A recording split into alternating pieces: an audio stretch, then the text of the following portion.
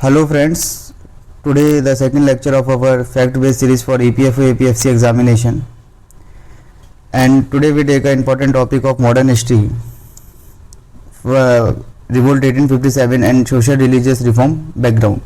मैं आज only social religious reform का बैकग्राउंड पे डिस्कशन होगा और जो भी सोशल रिलीजियस रिफॉर्म है वो कल जो वीडियो आएगा उसमें पूरे अपन वन गो में कंप्लीट कर लेंगे। जिसको भी इस सीरीज़ का फ्यूचर क्या है और पर्पस क्या है, प्लीज़ वो कल वाला वीडियो देख लें, प्रियम्बल वाला जो मैंने करवाया था फैक्ट बेस, उसमें आपको पूरा क्लियर हो जाएगा पर्पस क्या है और फ्यूचर क्या है इस सीरीज़ का। Those student who religiously follow this series you definitely correct the EPFO APFC examination.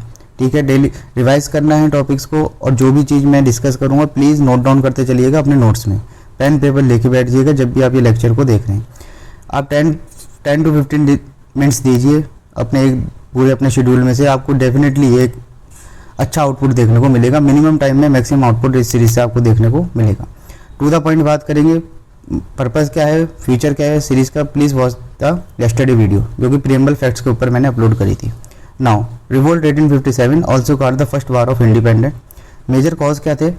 Economic cause था, political cause, administrative cause, social religious cause, influence of outside event और डिसकंटेंट अमंग द स्पाई।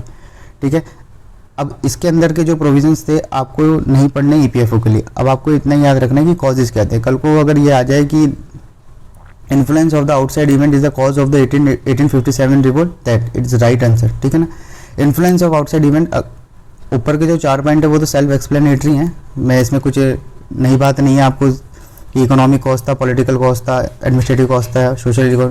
ठीक है, नहीं पूछेगा आपसे इसके अंदर, आपसे इतना ही पूछेगा कि which are the major cause for the revolt of 1857। एक चीज़ मैं बता देता हूँ कि influence of the outside event में क्या था। Influence of the outside event में ये था, the people of India realize that the Britishers are also defeated.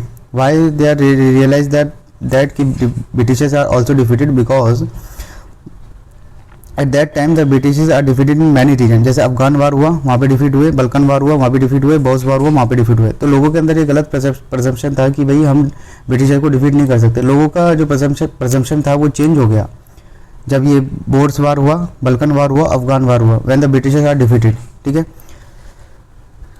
ये कॉजेज थे। अगर अपन बात करें कि इमीडिएट कॉज क्या था, beginning and spread of the revolt. ठीक है, bone dust in flour and introduction of the Enfield rifle, इस चीज़ को याद रखना।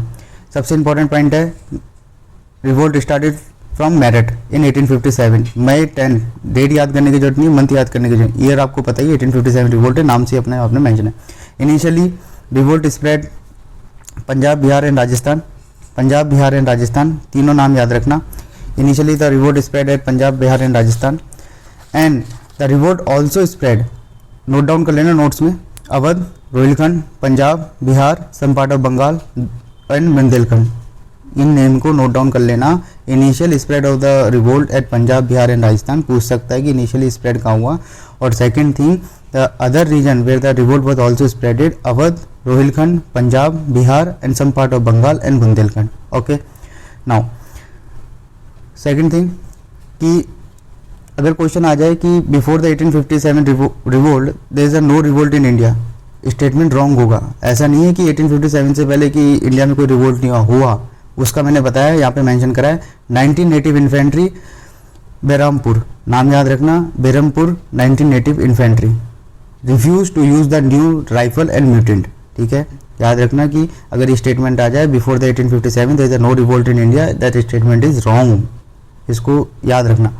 ठीक है, now if you read about the 1857 revolt, you already आपने हरदम सुना होगा मंगल पांडे। इनके बारे में आपको दो चीज़ याद रखनी है, from which infantry they belong, 34th infantry, and from which unit they belong, Barrackpore. ये दो चीज़ आपको याद रखनी है, बैरकपुर। ठीक है, जो भी मैंने बोल्ड मार्क में यहाँ पे नेम मेंशन करे हैं, जो भी मैंने यहाँ पे बोल्ड मार्क में कीवर्ड्स में हाईलाइट करें हैं, प्लीज़ उनको याद रखिएगा, बहुत इंपॉर्टेंट है यहाँ पे। Okay, now civilian join, who join the revolt, बहुत इंपॉर्टेंट है। यूपीएससी का ये फेवरेट क्वेश्चन बन जाता है कि कौन किसने रिवोल्ट ज्वाइन करा था, प्लीज़ याद रखना। Peasant, artisan, shopkeepers, labourers, zamindars. ठीक है, प्रीस्ट, सिविल सर्वेंट्स। ठीक है, तो इन सब का पार्टिसिपेशन था। और इससे भी ज़्यादा जो इंपॉर्टेंट बन जाता है यूपीएससी का favourite question, who did not join the revolt, किसने रिवोल्ट ज्वाइन नहीं किया था। ये सब यहाँ से क्वेश्चन आया है यूपीएससी सीएससी में, तो यहाँ से बार बार क्वेश्चन रिपीट हुआ ही है, ठीक है। और एक चीज़ मैं आपको कहना चाहूँगा कि कभी भी आप किसी भी, जैसे यूपीएससी की आप ईपीएफओ एपीएफसी की तैयारी कर रहे हैं, तो आप ईपीएफओ एपीएफसी को अपने जो पीवाईक्यू उसको सेंटर में रखो, लेकिन अदर यूपीएससी के जो एग्जाम है उसके भी पीवाईक्यू देखने अपन को, यूपीएससी सीएससी के भी देखने हैं, सीडीएस के भी देखने हैं, एनडीए के भी, इन सब के देख के चलने में, तो अपन को एक आइडिया मिल जाता है चीज़ों का, ठीक है। अब ये टाइम नहीं, अभी तो आप यही ईपीएफओ, मैं जनरली आपको बता रहा हूँ कि जब भी आप किसी भी चीज़ की, जो भी जैसे यूपीएससी की अगर आप सीएससी का अगर आप तैयारी कर रहे हैं, तो आप एनडीए सीडीएस ईपीएफओ इन सब के भी आप क्वेश्चन पेपर देखते हुए चलिए, ठीक है। Now who did not join the revolt, big zamindar, Awadh of taluqdar, money lender, merchant, educated Indian, Scindia of Gwalior, Holkar of Indore, ruler of Patiala, maharaja of Kashmir. नाम याद करने सारे इंपॉर्टेंट है, बहुत फेवरेट क्वेश्चन है, यहाँ से यूपीएससी बार बार क्वेश्चन रिपीट करता है। Big zamindar are not joined in, taluqdar of Awadh, यहाँ पे कंफ्यूजन हो सकता है, taluqdar of Awadh, money lenders, merchant, educated Indian, Scindia of Gwalior, Holkar of Indore, ruler of Patiala, maharaja of Kashmir. Okay, दोनों पॉइंट इंपॉर्टेंट है, who join the revolt, who did not join the revolt. एक बहुत important point है, हिंदू मुस्लिम यूनिटी थी क्या? यस थी, याद रखना है। अगर है हिंदू मुस्लिम यूनिटी, अगर आप क्वेश्चन में पूछ ले during the 1857 revolt there is Hindu Muslim unity, yes, ठीक है। तो completed cooperation between the Hindu Muslim at all level, याद रखना है। What is the consequences of this revolt? Before the consequences, एक अपने नोट्स में नोट डाउन कर दो कि actually the Bahadur Shah chooses the leader of the revolt because the legacy of the Mughal empire. भाई कोई भी आप रिवोल्ट चालू कर रहे हो, कोई भी आप प्रोटेस्ट चालू कर रहे हो, तो एक लीडर तो चाहिए। तो हमने किसको चूज करा? बहादुर शाह को। Why? Because the legacy of the Mughal empire. But actually the command was under the Bakht Khan, ठीक है, actually was command under the Bakht Khan at Delhi, ठीक है। अब एक चीज याद कर लो, किस किस जगह पे रिवोल्ट स्प्रेड हुआ और कौन कौन वहां पे लीडर थे। ये चीज मैंने मेंशन नहीं करी स्लाइड में, आप इस चीज को नोट डाउन कर लो अपने नोट्स में। Delhi under the leadership of Bakht Khan, Kanpur under the leadership of Nana Sahib, Lucknow under the leadership of Begum Hazrat Mahal, Jhansi under the leadership of Lakshmibai, Faizabad under the leadership of Maulana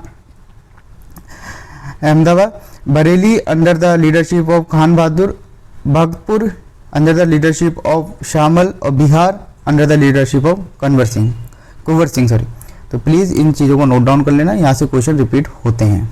okay, now what is the consequences of the revolt? Consequences क्या थे?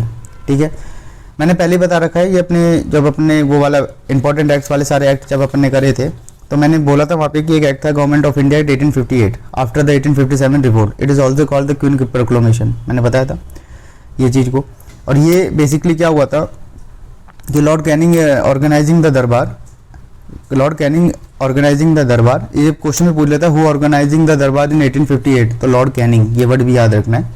और इसी को हम क्या बोलते हैं? Queen proclamation. जो 1858 का एक्ट जो था उसको better government of India act भी बोला जाता है, ये चीज़ भी याद रखना। Now era of expansion and annexation ended totally, and you know कि after the 1857 revolt the EIC was abolished and the shifted the power from EIC to British Crown, ठीक है। डायरेक्टली क्या हुआ? Directly power assumed by the British Crown. Now third point is recognizing the paramountcy of the British Crown, self explanatory है। freedom of religions without interference, army amalgamation scheme 1861, पूछ सकता है कब आए? 1857 रिवोल्ट के बाद। अभी आपके क्वीन अमालगेशन में स्कीम के अंदर क्या था, ये आपके ईपीएफओ में नहीं पूछेगा, ये ईपीएफओ में नहीं पूछेगा। उसके बाद Indian civil services act 1861, simple सा था, Indianization of the civil services means started the giving equal opportunity of both Indian and European, इतना से याद रखना है। उसके बाद आजमगढ़ प्रोक्लेमेशन इंपॉर्टेंट है, क्वेश्चन यूपीएससी सीएससी में सिविल सर्विस में पूछा गया है। फिरोज शाह, नाम याद रखना है कि आजमगढ़ प्रोक्लेमेशन कौन लेके आया? फिरोज शाह, ठीक है। This all are the major consequences of revolt 1857।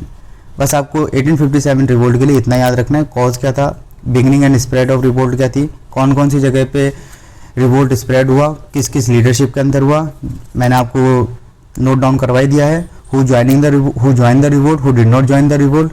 Important point, Hindu Muslim unity थी, yes, what is the consequences, जो मैंने आपको मेंशन करे और जो मैंने आपको एक्सप्लेन करा है, प्लीज़ उसको याद कर लेना और अपने नोट्स में नोट डाउन कर लेना. Okay, now we start the social religious reform movement का आज मैं बैकग्राउंड लूँगा. मैं टोटली इसको नहीं ले, इसके बाद नेक्स्ट वीडियो में जो कल आएगी उसमें अपन सारे सोशल रिलीजियस रिफॉर्म एक गो में कंप्लीट कर लेंगे. ठीक है. There are two stream is nothing but two type of ideology. Social religious reform, पहले तो चलो ये क्लियर कर लेते, why the social religious reform arises, हुए ही क्यों. देखो, अराइज होने के पीछे एक सबसे बड़ा रीज़न ये था, for the betterment of the position of women, caste system, child marriage, widow remarriage, untouchability. These are the major focus for the social religious reform. ठीक है. Social religious condition and the practices की वजह से ये social religious reform start हुए. और यहाँ पे दो आइडियोलॉजी आती है, एक आती है रिफॉर्मिस्ट, एक आती है रिवाइवलिस्ट. वो who is reformist and who is revivalist, simple से याद रखना है. रिफॉर्मिस्ट नहीं पूछेगा एग्जाम में, फिर मैं बता देता हूँ, लेकिन आपको याद क्या करना है मैं बताते चलूँगा. रिफॉर्मिस्ट होता क्या है, believe problem in a current religious practices and need to change it. अभी की जो सोशल रिलीजियस प्रैक्टिसेस चल रही हैं, आप इसमें रिफॉर्म करिए. अभी का मतलब यहाँ पे है 18th सेंचुरी. ठीक है, इसमें रिफॉर्म करिए. उनको हम रिफॉर्मिस्ट और रिवाइवलिस्ट से दैट कि अभी का जो प्रैक्टिसेस है इन 18th सेंचुरी वो ठीक चलने दीजिए, उसको कंटिन्यू, लेकिन revival the old traditional practices. ठीक है. जब आर्य समाज पढ़ाऊंगा, जब अपन रिफॉर्म पढ़ेंगे, जब आपने वो वर्ड सुना होगा गो बैक टू वेदा, ठीक है ना, तो वो वाला जो है वो रिवाइवलिस्ट से बिलोंग करते हैं. ठीक है. अब इसमें याद क्या करना है, इसमें ये याद रख करना है, रिफॉर्मिस्ट में कौन कौन आता है, ब्रह्मो समाज, प्रार्थना समाज, अलीगढ़ मूवमेंट. रिवाइवलिस्ट में कौन कौन आता है, आर्य समाज, देवबंद मूवमेंट. यहाँ से क्वेश्चन आया है और पूछने की पूरी पॉसिबिलिटी है आपके APF और APSC एग्जामिनेशन में. ठीक है. तो ये नाम याद रखने हैं. रिफॉर्मिस्ट में कौन कौन है, ब्रह्मो समाज, प्रार्थना समाज, अलीगढ़ मूवमेंट. रिवाइवलिस्ट में कौन से हैं, आर्य समाज, देवबंद मूवमेंट. यही नहीं है, लेकिन ये इंपॉर्टेंट है. ठीक है. ये तो आपको याद रखने ही रखने हैं, और जो आएंगे वो मैं मेंशन करता जाऊंगा जब मैं सोशल रिलीजियस रिफॉर्म को पूरा अपन एक साथ लेंगे. ठीक है. नाउ अगर क्वेश्चन ये आ जाए, what is the basis of the reform, ये नोट डाउन कर लेना अपने नोट्स में. What is the basis of the reform, two basis, educated middle class, either the educated of the traditional way और वेस्टर्न कंट्री. चाहे educated middle class के arise होने की वजह से एक मेन रीजन रहा सोशल रिलीजियस रिफॉर्म मूवमेंट्स का स्टार्ट होना. और दूसरा intellectual class. Intellectual class basically believe in the rationalism, scientific inquiry, secularism. ठीक है. Did not believe in ideal worship. ठीक है. तो ये चीज़ है, आपके एग्जाम में नहीं पूछेगा, फिर भी अपन नोट डाउन कर देना. What is the basis of the reform, two basis, educated middle class and intellectual class.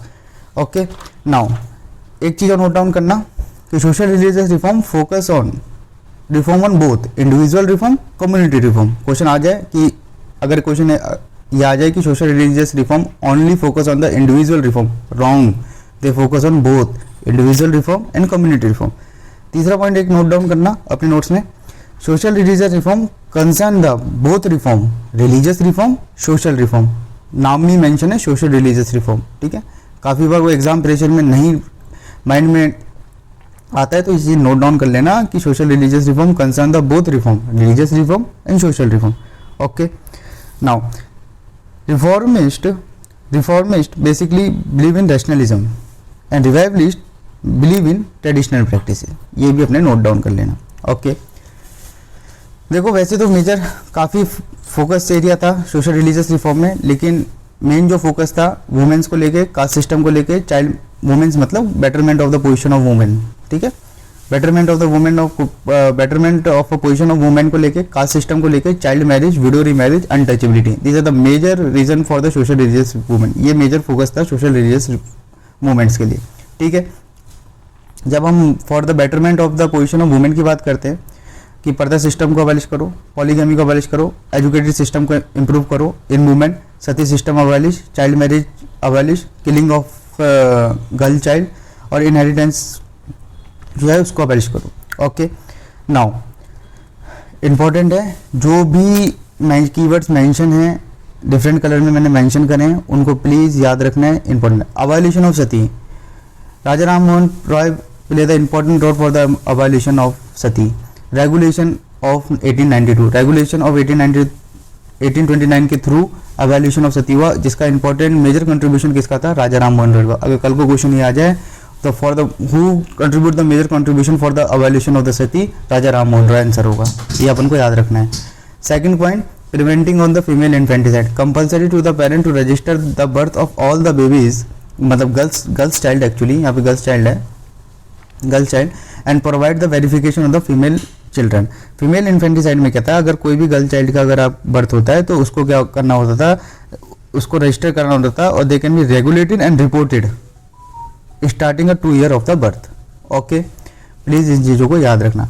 Window remarriage की जब अपन बात करते हैं तो इंपॉर्टेंट कंट्रीब्यूशन किसका था, पंडित ईश्वर चंद्र विद्यासागर 1820-91। नाम याद नहीं रखना, बस वो सॉरी ये डेट याद नहीं रखनी, नाम जरूर याद रखना है, विडो रीमैरिज और Pandit Ishwar Chandra Vidyasagar. Second important point बड़ा इंपॉर्टेंट है, Vishnu Shastri Pandit focused on the widow remarriage association. Actually widow remarriage association actually founded by whom, Vishnu Shastri पंडित। ये आपके ईपीएफओ एपीएफसी में बार बार रिपीट होते हैं क्वेश्चन। ये ऑर्गेनाइजेशन है, हु इज द फाउंडर, ये इवेंट है, किसने, कौन इसका मेंबर है, इस तरह के क्वेश्चन आपके बार बार रिपीट होते हैं। तो प्लीज इस चीज को याद रखना कि Vishnu Shastri Pandit was the founder of widow remarriage association, ये पॉइंट प्लीज याद रखना। Karsondas Mulji who started the Satya Prakash, Satya Prakash actually magazine, ठीक है ना, सत्य प्रकाश एक मैगजीन है, कौन ने स्टार्ट करी, Karsondas Mulji. Controlling the child marriage, next point controlling the child marriage, native marriage act, civil marriage act 1872, significant legislation action to prohibited of the child marriage, to prohibited of the child marriage. देखो से मैं एक दो में बताता हूँ कि child marriage को हमें स्टॉप करना था, रोकना था, बंद करना था। इनिशियली एक एक्ट आया जिसे कहते हैं हम, जिसे बेसिकली हम कहते हैं native marriage act. Native marriage act aim क्या था, to controlling the child marriage, simple से। उसके बाद जब भी चाइल्ड मैरिज की बात आए तो BM मलबरी का नाम आप जरूर याद रखें, BM मलबरी का नाम जरूर आप याद रखें। Were rewarded by the enactment of the age of consent act 1891। Age of consent अगर क्वेश्चन ये आ जाए, क्वेश्चन अगर ये आ जाए, who afford the age of the consent act, नाम याद रखना BM मलबरी। जब भी एज ऑफ कंसेंट एक्ट आए BM मलबरी का नाम आपका याद होना चाहिए। यूपीएससी CSE का PYQ क्वेश्चन पूछा गया है इसमें, तो यहाँ पे EPFO APFC में भी पूछ सकता है ना। Sarda act 1930 further push the age of 18 and 14 boys and girls. Basically मैं बताता हूँ एज ऑफ कंसेंट एक्ट में क्या हुआ था कि जो गर्ल्स की जो एज थी, उन्होंने कहा कि forbid the marriage of the girls below the 12, मतलब 12 साल से नीचे के जो भी एज है उन गर्ल्स की मैरिज अलाउ नहीं है। उसके बाद सरदा एक्ट में इस एज को बढ़ाया गया, उन्होंने कहा कि 14 एज की जो गर्ल्स के अंदर जो गर्ल्स हैं उनकी मैरिज अलाउ नहीं है। इसमें बॉयज़ की एज भी रखी 18 साल, 18 साल से कम बॉयज़ की अलाउ नहीं है, 14 ईयर से कम गर्ल्स के अलाउ नहीं है। ये किस में डिसाइड हुआ, सरदा एक्ट 1930। प्लीज़ ये दोनों चीज़ याद रखना, ये रिफॉर्म हुए किसको लेके, चाइल्ड मैरिज को लेके। Okay, now important thing education को लेके, वुमेन एजुकेशन को लेके क्या रिफॉर्म हुए। जब भी वुमेन एजुकेशन के नाम बात आए तो सबसे इंपॉर्टेंट बात Bethune school. Bethune school founded by JD Bethune, important है, बहुत इंपॉर्टेंट है, बहुत फेवरेट टॉपिक है यूपीएससी का, बार बार यहाँ से रिपीट करता है क्वेश्चन को, ठीक है। Now Pandit Ishwar Chandra Vidyasagar also contribute for the women education. Ishwar Chandra Vidyasagar ji का 2 जगह बहुत कंट्रीब्यूशन था, एक वुमेन एजुकेशन को लेके और एक विडो रीमैरिज को लेके। Good. Now next point, Charles Wood dispatch of education 1854, ठीक है। ये बेसिकली जब मैं एजुकेशन रिफॉर्म अपन करेंगे, जितने भी एजुकेशन रिफॉर्म हुए ड्यूरिंग द ब्रिटिश एरा, वो सारे एक वीडियो में कंप्लीट होंगे। अभी इतना याद रखना है कि Charles Wood dispatch on education 1854 focus on a female education, focus on a female education, ठीक है। नाउ बहुत इंपॉर्टेंट पॉइंट है, प्लीज याद रखना, Indian women university first women university set up by DK Karve. Question बार बार पूछा गया यहाँ से आपके डिफरेंट एग्जाम में, CDS, NDA, UPSC, CSE, EPFO, PFC, APFC, ठीक है। तो प्लीज इस चीज को याद रखना। Now second thing, women organisation, women education की बात होगी। नाउ वुमेन एजुकेशन, आपके APFO, APFC का PYQ देखना जाके, यहाँ से बार बार क्वेश्चन रिपीट हुए हैं वुमेन ऑर्गेनाइजेशन को लेके, बार बार क्वेश्चन रिपीट हुए, तो प्लीज इन नेम्स को, कौन सी ऑर्गेनाइजेशन है और कौन इसका फाउंडर, प्लीज इस चीज के नाम याद रखना। Now Sarala Devi Chaudhurani, first meeting of the Stri Mahamandal इन इलाहाबाद, ठीक है ना, स्त्री महामंडल इन इलाहाबाद, ये चीज याद रखना है। अगर कल को आए भारत स्त्री महामंडल बाय सरला देवी चौधरानी, ये चीज आपको याद रखनी है। उसके बाद आपको क्या याद रखना है, Ramabai Ranade, wife of M.G. Ranade, founded the Lady Social Conference, also called the Bharat Mahila Parishad. Both are same thing. काफ़ी बार स्टूडेंट कंफ्यूज हो जाता है कि लेडी सोशल रिफॉर्म है कि भारत महिला परिषद है. नाम याद करके जाते हो student Bharat Mahila Parishad, but actually lady social reform भी इसी को ही कहते हैं. ठीक है. Pandit Ramabai Saraswati, another important name, founded the Arya Mahila Samaj. Please इनके नेम, इनके ऑर्गेनाइजेशन का नाम प्लीज याद रखिएगा. आपके ईपीएफओ पे बार बार ही से क्वेश्चन रिपीट हो रहे हैं. ठीक है. जो भी मैंने हाईलाइट करे कीवर्ड्स उनको प्लीज अपन को याद रखना है. Next, national council of women in India, a national branch of a national council of women formed by Mirabai Tata played a vital role in its formation and advancement. Okay. तो ये important women organisation थी. 4 मैंने point डाले हैं, चारों ही बड़े important हैं. बार बार repeat हो रहा है यहाँ से क्वेश्चन. एजुकेशन ऑफ वुमेन, ठीक है. Fight for the betterment of women, मैंने sati abolition of sati, major contribution female infanticide cover किया है, विडो रीमैरिज. ओके. और उसके बाद जो वुमेन चाइल्ड मैरिज को लेके अपन ने करा, BM मालावरी का नाम प्लीज़ याद रखिएगा. सरदा एक्ट में कितनी एज रही वो चीज़ याद रखनी है. एज ऑफ कंसेंट एक्ट में कितना एज को अपन ने कैप लगाया वो चीज़ याद रखना है. ठीक है. एजुकेशन ऑफ वुमेन में जितना भी मैंने यहाँ पे मेंशन करें कीवर्ड्स वो प्लीज़ इनको याद रखिएगा. ठीक है. सोशल रिलीजियस रिफॉर्म के बैकग्राउंड बस इतना सा भी आप ध्यान रखिए. कल अपन सारे के सारे जितने भी सोशल रिलीजियस रिफॉर्म है एक वन गो में अपन कंप्लीट करेंगे. और प्लीज़ लेक्चर को रिवाइज करिए. जो भी चीज़ नोट कराइए उसको प्लीज़ अपने नोट्स में नोट डाउन करिएगा. और जितना भी प्रीवियस जो लेक्चर है उसको भी रिवाइज करते हुए चलिए. और जो मैंने मॉडर्न हिस्ट्री को लेके जितने भी एक्ट एक ही वीडियो में मैंने कंप्लीट करा दिए हैं वो प्लीज़ आपके EPFO APFC एग्जाम के लिए बड़े इंपॉर्टेंट है. एक बार उसको भी वॉच कर लीजिएगा. ठीक है. See you in your next video. Thank you and have a good day.